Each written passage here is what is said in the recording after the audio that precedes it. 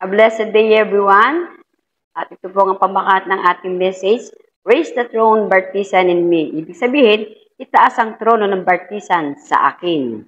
Sabi dito sa ang ating book na ating babasahin ay 2 Corinthians 10:4. Ang sandata ko'y may kapangyarihan.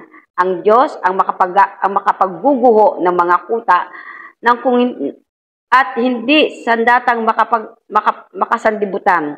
Sinisira ko ang mga maling pangangatwiran. Sinusuyo ko ang lahat ng mapagmataas laban sa Diyos at binibihag ang lahat ng isipan upang tumalima kay Kristo. Ibig sabihin, ang Diyos ang ating sandata. Siya ang ating kapangyarihan, siya ang ating kasakasama.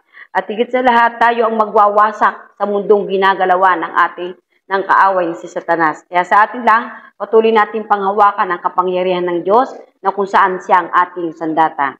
Sabi dito, before going into the world, remnant must possess the strength and pray. Ibig sabihin dito, bago pumunta sa field ang mga remnant, kinakailangan magtaglay tayo ng kalakasan at higit sa manalangin.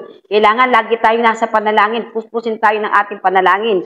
At higit sa lahat, yung mga hindi nakakaunawa sa panalangin, nagkakaroon tayo ng kaisipan.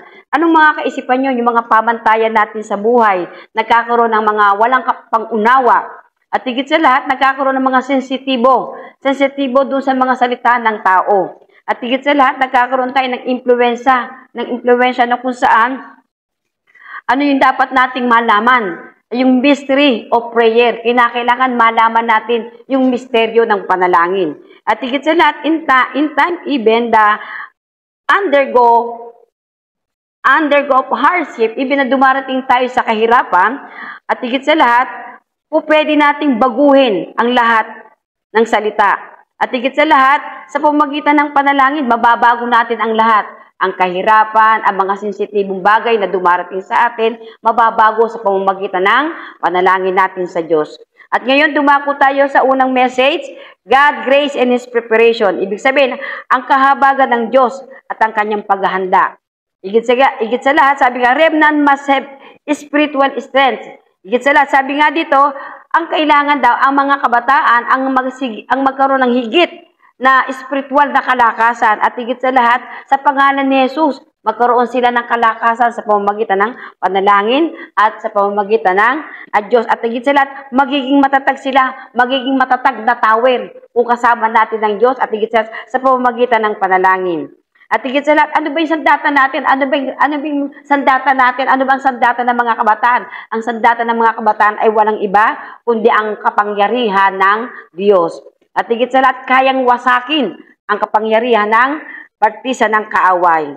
At higit sa lahat, simulan natin yung partisan na maiproklama ang ilaw, ang liwanag na kung saan magiging handa sa pamamagitan ng Panginoon. At higit sa lahat, sabi nga dito sa second message, the words that arise with you. Ibig sabihin, ang pagkilos at higit sa itaas natin sa pamamagitan, arise within me or within you, sa pamamagitan mo at sa pamamagitan ko. Sabi nga, sa pamamagitan ng prayer, by praying just a little, Bartisan, sa pamamagitan ng munting panalangin o maiksing panalangin, maitataas natin sa pamamagitan natin yung mga bagay na yung consequently you will be healed,